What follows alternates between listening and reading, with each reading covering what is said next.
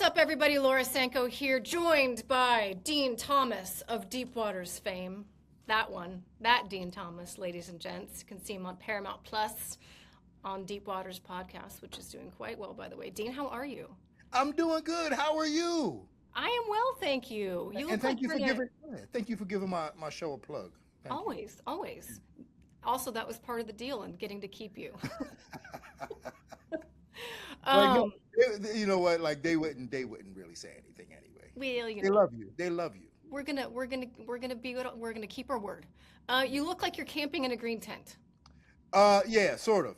I'm getting used to being out in nature and tenting and all those good things because eventually one day I just want to disappear into the nature. And yeah, Wow. for sure. Yeah.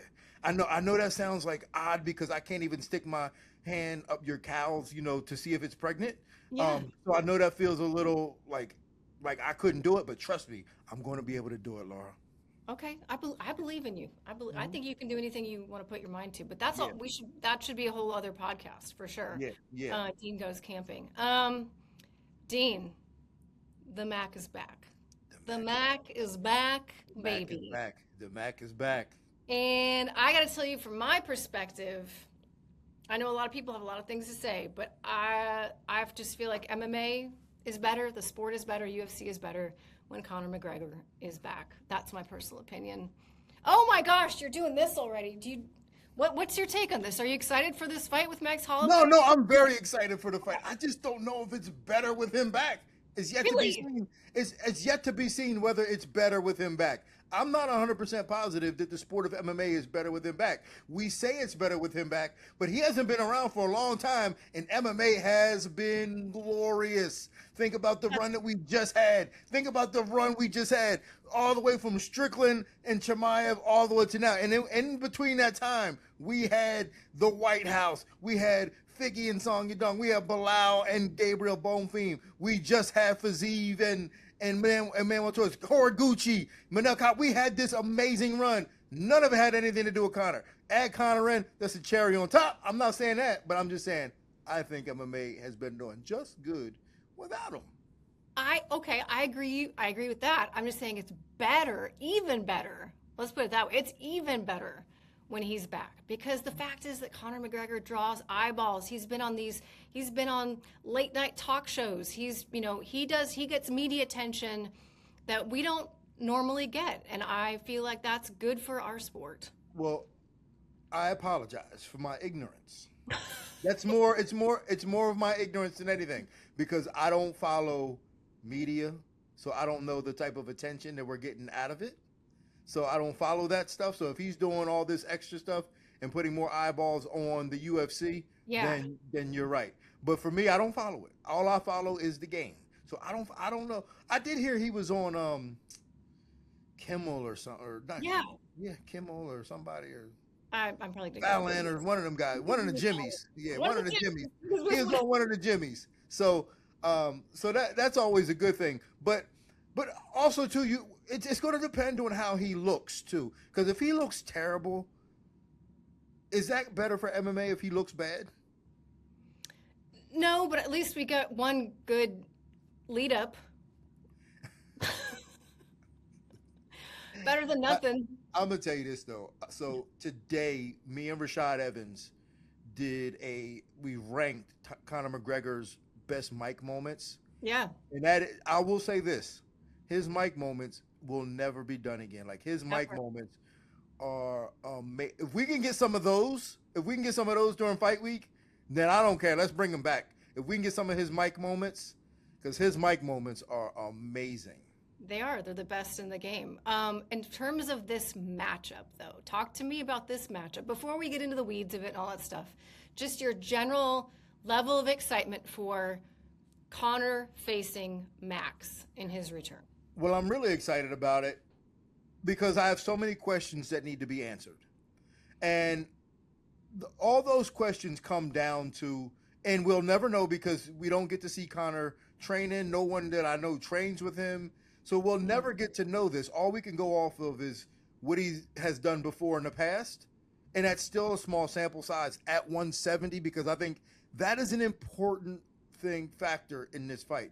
It's at 170. Now, we like to think that it favors Conor because Max has fought his entire career at 40, most of his career at 45. But I'm not sure that that actually does favor Conor in a fight like this. So I need to know how he looks at 170. I need to know how motivated he is to actually fight, how he's going to fight if he gets in deep waters. Like there's a deep waters, but there are a lot of questions that I need answered, and that excites me. That really does excite me. Yes. Yeah, even if it's just I don't know.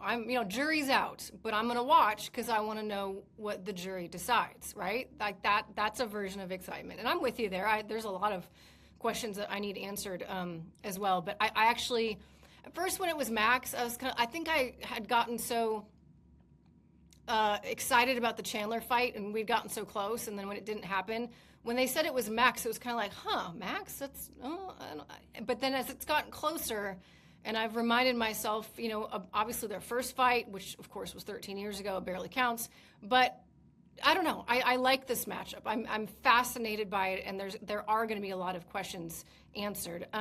Before we go into that part of the analysis, though, let me read a few of the stats, okay? We've got, obviously, Conor McGregor versus Max Holloway. Conor McGregor, 22-6 overall. Max Holloway, 27-9 overall. We all know how they've been doing lately. The record doesn't really matter. Conor McGregor, average fight time, 8 minutes. It's quite short. Max Holloway, 16 minutes, 39 seconds. 5'9" for McGregor, 5'11" for Holloway. 74-inch reach for Conor McGregor. I always forget how long his arms are. And then 69-inch reach for Max Holloway. Southpaw versus mostly orthodox, although Max switches a lot. 5.32 strikes per minute for Conor. 6.91 for Max. Max, as we know, is a volume guy, but Conor's number is pretty high as well. It's higher than I would have said off the top of my head. 49% striking accuracy for Conor, 48% for Max, so just about dead even there. Strikes absorbed per minute, 4.66 for Conor, 4.61 for Max, so all dead even there as well. Defense, 54% for Conor, 58% for Max, so a little higher for Max. Neither of them really shoots takedowns all that often, but Conor's stat is a little higher at 0.67. 55% takedown accuracy for Conor, 53% for Max. Takedown defense, 66 for McGregor, 81% for Max. And then both of them have a very small submission average per 15 minutes. Nothing overly surprising there. I guess maybe the volume was a little higher for Conor than maybe I thought it was going to be. I can explain. Well, first I'm going to explain I'll explain two things. Okay, Conor shoots. His rate of shooting is a little higher because he tends to shoot when he's hurt. Mm-hmm. Max doesn't. Max will deal with being hurt.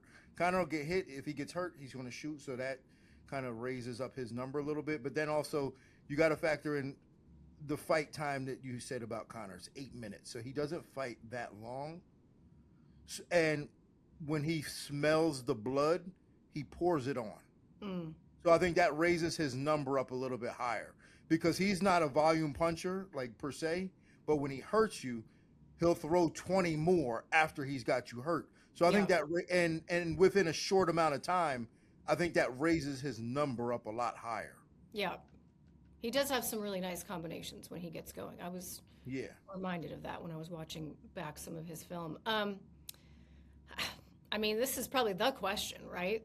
What Conor are you expecting? Honestly, this is what I think. I think he's going to wrestle a little bit. Oh, 100%, yes. Yeah. Really? Is it that obvious? I think so just because, I mean, you finish your thought, but I think between the size and between just how the first fight went, and he's gotten his black belt since, and I think he's going to use his physicality a lot more in this fight. It all makes sense to me why he wanted. Well, I think he wanted this fight to be bigger because he don't want to cut the weight, which is understandable. Mm. But then he chose a traditional flyweight to move up 2 weight classes to fight. And then after seeing what Charles Oliveira did to Max, you go, man, I think I can do that to him too. I think he wrestles this fight. I mean, obviously he's going to strike, and he's a very accurate striker, but I think he's going to try to use, like you said, his physicality to out wrestle Max. I think that's that. And like I've seen like a picture of him training and he's shooting a takedown just in a picture. Yeah. But I think because I actually think the size is going to hurt him in the striking department. You think he's going to be slower? I think he's going to be slower. Yeah. I think he's going to be too slow for Max on the feet, especially the longer it goes. I think he's going to be too slow. Yeah. I think he's going to try to use his weight to grab Max and hold on to him. Yeah. One thing I should tell you, and this isn't public knowledge yet, and it won't be till later next week, but I actually interviewed John Kavanaugh. It's only going to be, and John's not doing any media except for the interview he did with me, and it's going to be on mixedmartialarts.com because that website is relaunching under new ownership and I'm kind of involved with those people. So in a new exciting way, kind of bringing back the underground and all that stuff. But anyway, that interview is going to go up on mixedmartialarts.com is where people will be able to find it. But it was a great interview. And while he's not going to give away specifics of their game plan, obviously. He was pretty coy about it, but I do get the sense that Conor is, as he described, because I was asking, like, what do you see differently at 170? Because he's been his coach since he was a kid, basically, And he said, the reflexes are still there, the timing is still there, but what he felt was strength in the grappling department is what he mentioned specifically. And John Kavanaugh is an amazing jiu-jitsu and grappling mind, as well as striking. I shouldn't just make it that way. But I thought that was an interesting little tidbit. I think he's going to wrestle. I really do. But then that also raises some more questions for me. Is it a 3-round or a 5? Because I know Conor wanted. It's 5. Okay, good. I thought Conor was trying to make it a 3. So can he wrestle for 5 rounds? Because here's the thing with Conor is we know when things aren't generally going his way, he panics a bit and nothing will get you tired like panicking. So my question is, if he starts to struggle to hold Max down, Max is not that easy to hold down. If he starts to struggle to hold Max down, does he panic and get tired? Yeah. And I tend to favor that train of thought than any other thought. I think he's still going to have, especially after having not fought for 5 years, and even within that 5 to 7 year window, he wasn't in the cage a lot. Mm-hmm. So I tend to think he's going to struggle with pacing in this fight. So did you watch his interview with Ariel? I watched clips of it. Yeah. What did you think of that? Because I was really impacted by it, but maybe that's just me being sensitive and like ooey gooey about stuff.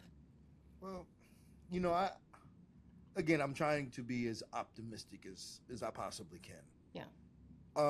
I just don't know if I generally trust him, and especially when guys say all the right things. When guys say all the right things, it's hard. Yeah. It's actually harder for me to trust them. Yeah. Because I'm thinking that because a con man doesn't come out and just tell you he's a con man. He wants you to believe him, and I just don't know if I generally believe him. Yeah. Like all the things that he's saying. I definitely get people's, I'm from Missouri, show me state, show me before you tell me. But the thing I guess that really struck me as really different from what we had seen from him ever. One of the things I always liked about Conor was when he would lose, he would be right there at the press conference, and he would answer the hard questions, and he would be sometimes pretty detailed about, I should have done this, I didn't do this, I didn't take this, whatever it is. He would own up to his tactical mistakes front and center in front of the media, and I loved that about him. Never one time, though, did you ever hear a sense of, like, humility about his life outside of the octagon. And when he said the thing about, I forgive myself for disgracing the position that God put me in, and I've done it many times, and I will not do it again. I've never heard him talk like that, describe some of the decisions he made as making a disgrace of the platform and the blessings that he was given. And then he also talked about like the push and pull, you know, the rent being due every day, the push and pull of like his priorities between making money your God and having your true heart priorities in line. And it's something simple like, you're not ever going to see me register for the Forbes list ever again. I'm not going to do it because that's not my priority. You know, I'm paraphrasing here, but Yeah.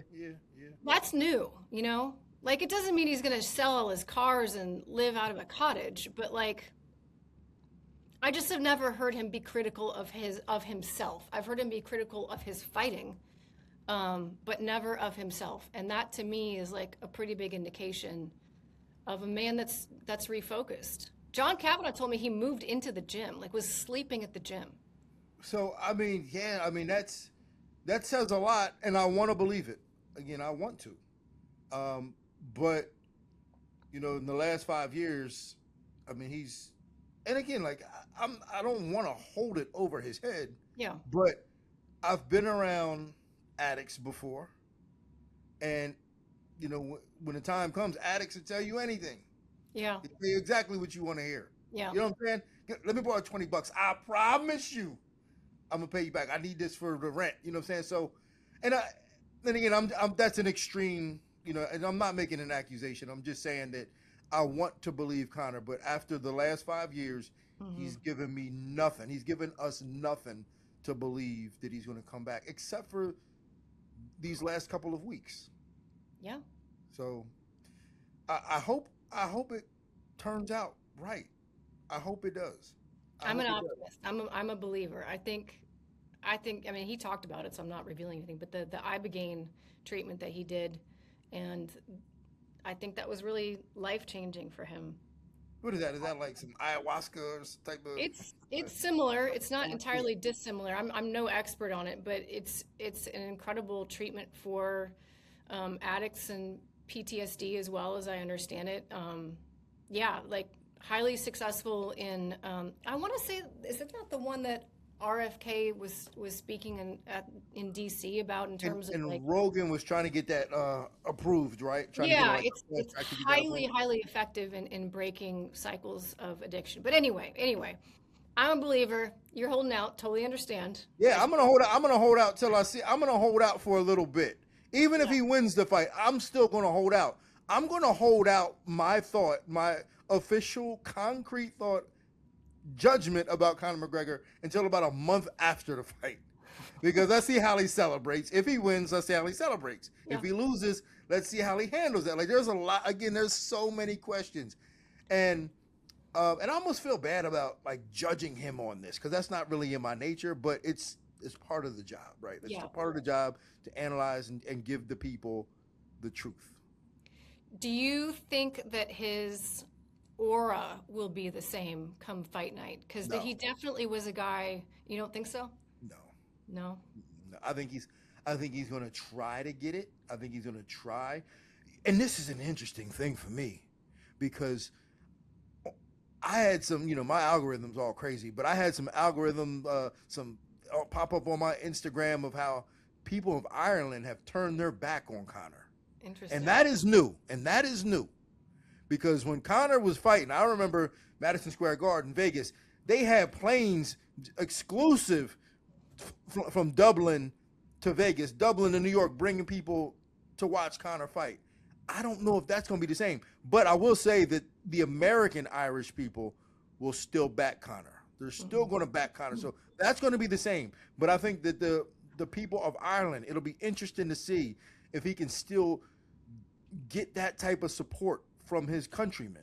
And that's going to be different. But I thought that was a huge part of his aura, having all them people come to support him. Yes. Yeah. Is Max a nightmare matchup or a good matchup for him at 170? It's actually not that bad of a matchup for him. I know. It's not. So, and again, like, that's why I think Conor picked this match over any other match, because it's not that bad of a matchup. Like, Chandler was a great matchup, but it looks bad. Max is a decent matchup for him, but it looks good with a win.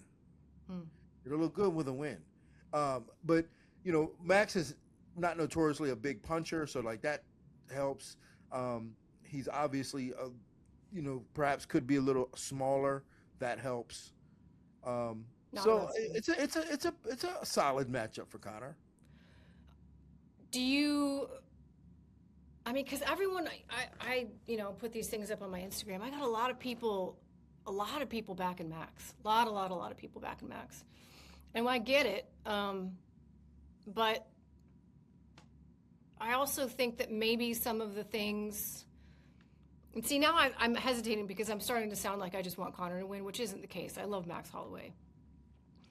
I do, though, think that some of the things that people are hanging their hat on are not necessarily like, oh, he's for sure going to win because of this. Like, for instance, Max Holloway's famous chin, right? Is that chin still what it once was? Is it still what it was? No. 5 years ago. It's not what it once was. And even with a chin like that, you still don't want Conor to touch you, because Conor's a sharpshooter. Yeah. Like Conor has the type of accuracy that it doesn't matter how good your chin is, he's going to turn it.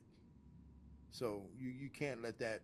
When we talk about having good chins, like good chins are a lot of different things. It's about positioning, seeing it at the right time, rolling with shots, and neck strength. But Conor hits you in spots that kind of bypass all that stuff. Mm-hmm. And so Max can't rely on his chin. Max can't make defensive mistakes early. That's one thing he cannot do.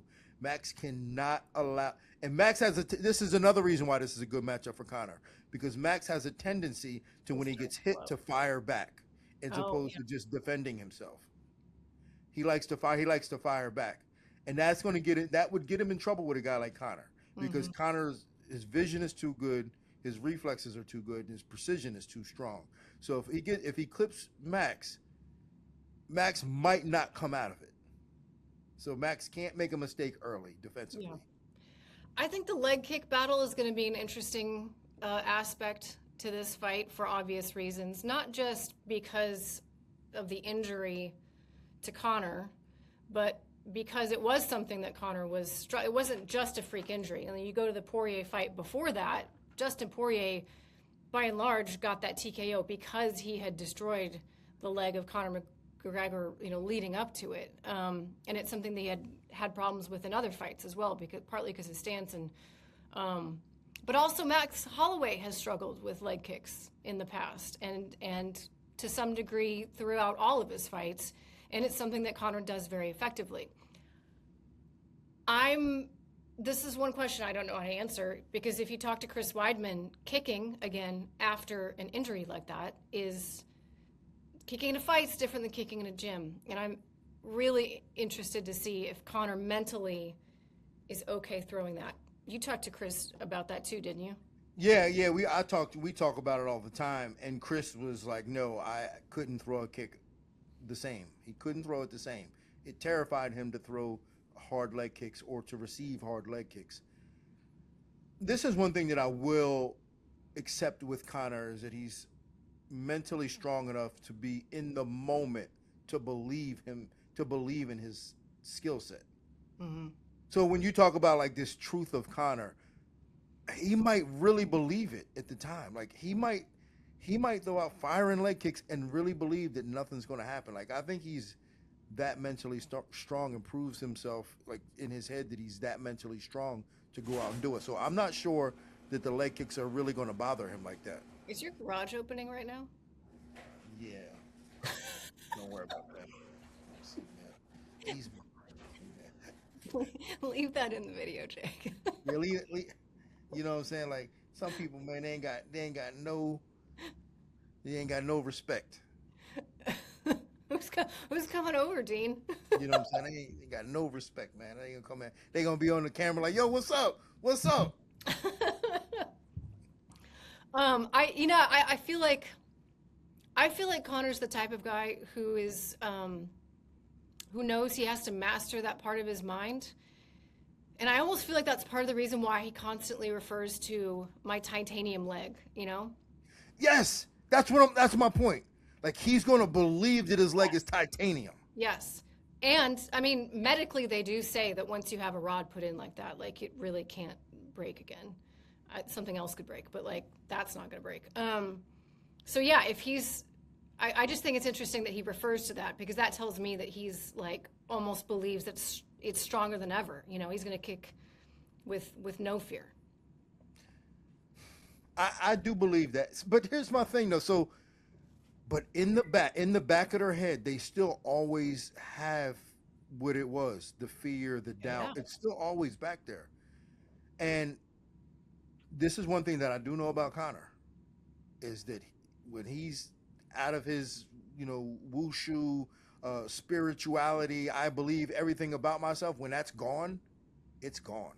Like, this is why he tapped quick with Nate Diaz, Joe Duffy. When Joe Duffy grabbed his leg a long time ago, even in the regional scene, Joe Duffy grabbed his leg. He tapped as quick as he could, because once it's gone with him. It's gone with him.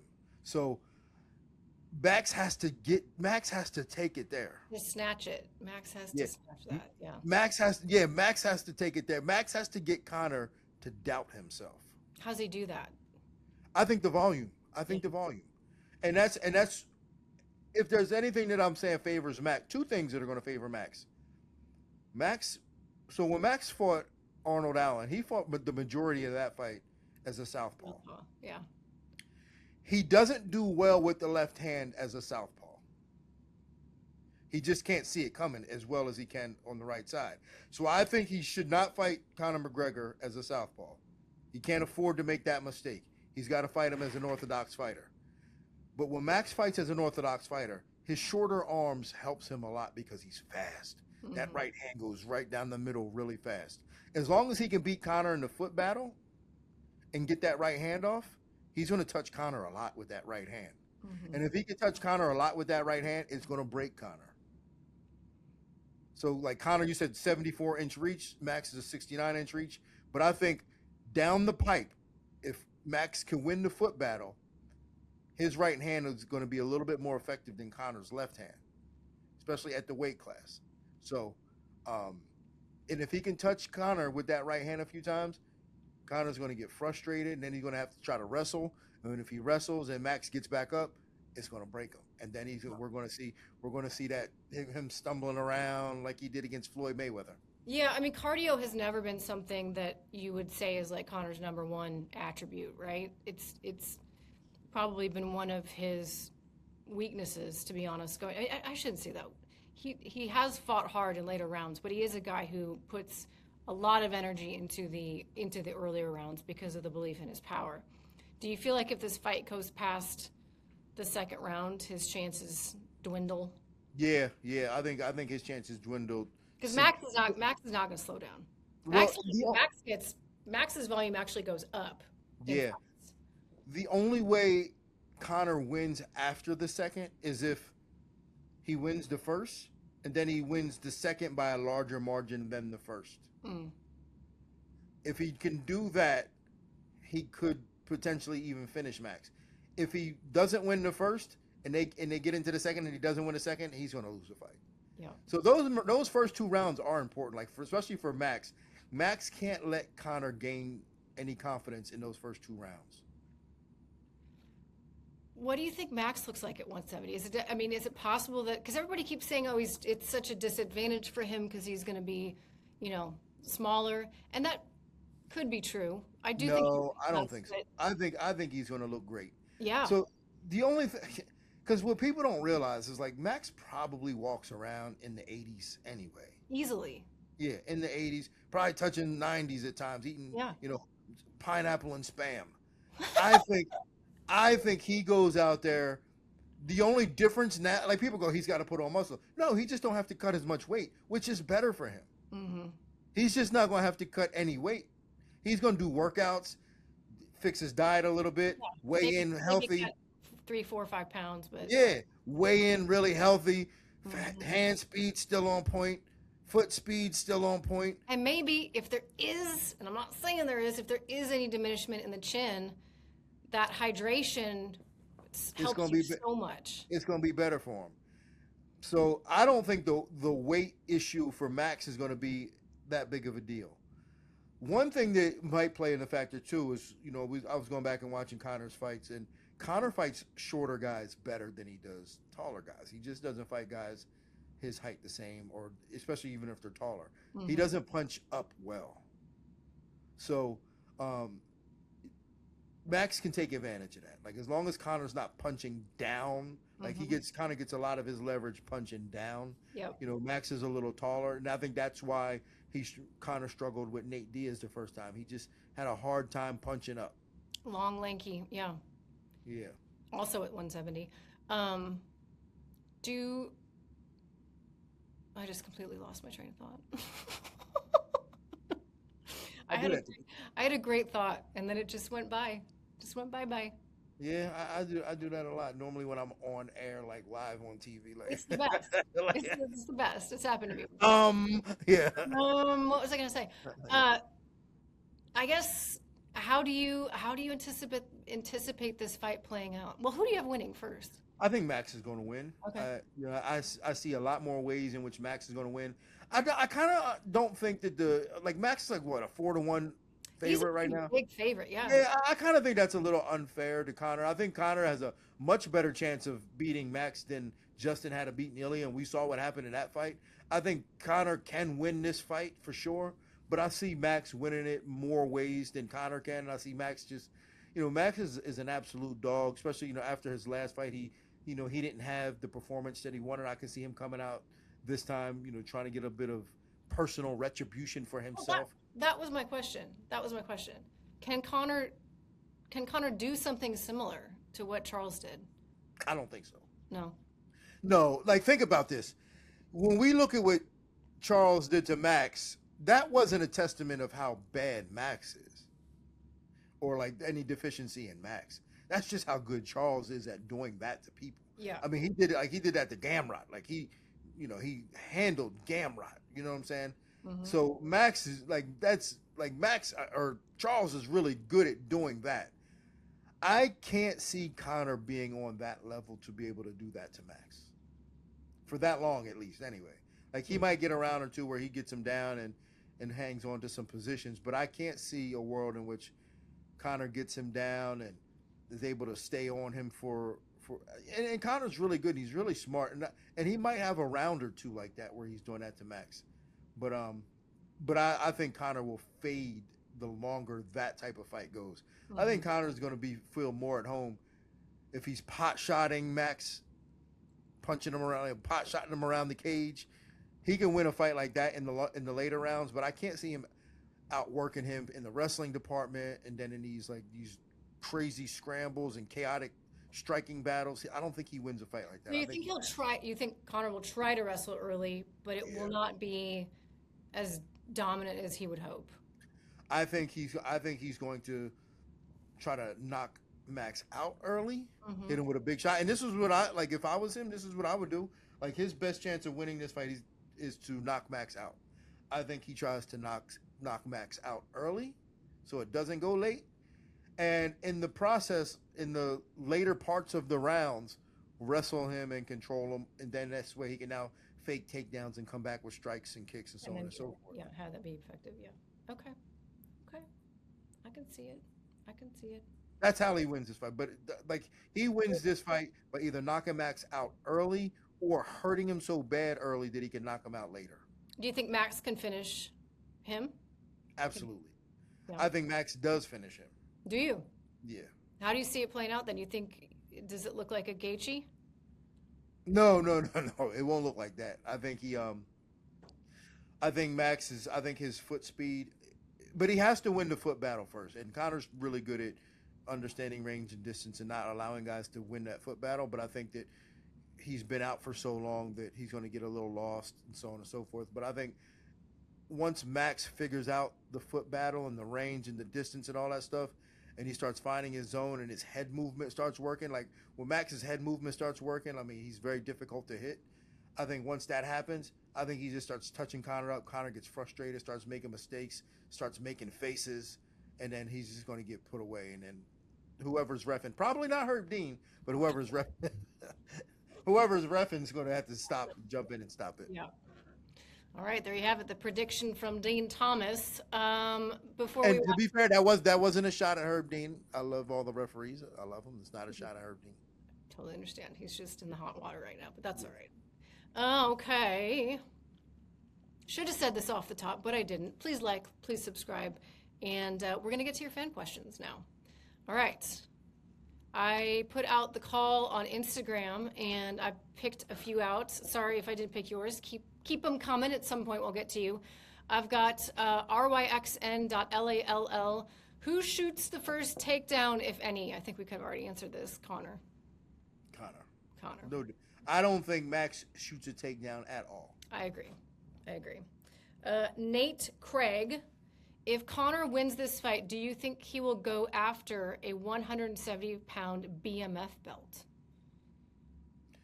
No, I think if he wins this fight, they're going to put his feet to the fire to go down the 155 and fight Justin Gaethje. I agree. And he will do it. I agree. He will. Yep. Yeah. I pretty much asked John that question as well, and he said it would take a lot to get Conor to go back to 55, but essentially he left the door open that if it was a big enough thing, and yeah. No, you can't, because, all right, so here's my thing, Laura. You can't say he moved into the gym and he's turned his life around and then suggest that he won't go down to 55 to fight Justin Gaethje for the title. Like, those things don't work together. Like, if you're the type of guy that's going to move into the gym, you turn your life around and you're rededicating yourself to the sport, if you get the opportunity to fight Justin Gaethje at 55, it's a no-brainer. No, that's what I'm saying. That's what. Yeah. So that's what I'm saying. Like, if Conor's like, no, I'm not doing that, then he turned his life around. No. I think for sure he would go down to 55 to fight Justin for the title. And what an incredible. I love it for Justin. I love it for Conor. If that's what we end up with, I think that'd be amazing. Alex_whatsup5. Do you believe Conor can go back to himself and make a championship run? You want to answer that first? I don't know about a championship run at 170. But do I think he could find himself in a championship opportunity at 55, as just discussed? Yes. Well, a run is kind of a different thing. No, he couldn't make. This is his run. Like, this one fight is his run to a belt. Yeah. Because if he can win this fight, he'll get a title shot against Justin Gaethje. But there is nothing in me that believes that he's going to beat anybody in the top 5. Even with a win against Max, there's nothing in me that believes that he could beat anybody in the top 5 at welterweight. Maybe top 10. Protest, Gary, Islam's obviously champion. Protest, Gary, Morales, yeah. Brady. Like, think about how big Michael Morales is. That would he's not beating any of those guys. So, he's going to go back down. He has to go back down on 155 after this. Here's a fun name. Lil Goonie 69. Lil Goonie 69 says, how much do you think the weight class change will affect Holloway's punching power? I think it makes it a little better. It'll make him a little more stable. He's going to be a little more sturdy. Yeah. Punching power has a lot to do with sturdiness. He's going to be a little bit more sturdy. Especially if he sits down. Like, Max hasn't traditionally shown consistent punching power because he moves his feet a lot. But at 170, if he can just keep his feet a little more stable and sit down, we're going to see more power out of Max. And I think it holds up. Well, feels like he's shown more power at 55 already. So I would believe that he would continue to show incrementally. I mean, it's not going to be lights out different, but incrementally more power at 170. I agree. Lucas_W010. Can you guys please say make MMA legal in Norway? Would help the cause a lot. Sorry, I know how to read. Yeah, I'll say it. MMA absolutely should be legal in Norway. It should be legal everywhere. I didn't realize it wasn't legal in Norway, to be honest with you. MMA should be legal in Norway. Yes. Let's legalize MMA in Norway. Absolutely. So I looked it up real quick. The knockout law. So the reason it's not is because the knockout law prohibits sports where the explicit goal or outcome is to render an opponent unconscious. But I just feel like if two very well-spoken people from the United States could be sent as ambassadors to Norway, I think that's Dean and I, we could make a good case for why this is a great sport and why it absolutely should be legal. And these are the Vikings. You know what I'm saying? Like, how is this possible? I mean, they're not making a great case here. Y'all be taking people's heads off, Yeah, right? like, the Vikings are saying that. Let us fight. Yes, make MMA legal in Norway. Listen, fly me over there. I'll even fly Spirit. Fly me over there and let's make it happen. I won't. I'll fly Delta first class, but I'll meet Dean there. Well, either way, let's get over there and let's lobby for these people so they can get some real life. People's lives are much more enriched with MMA in it.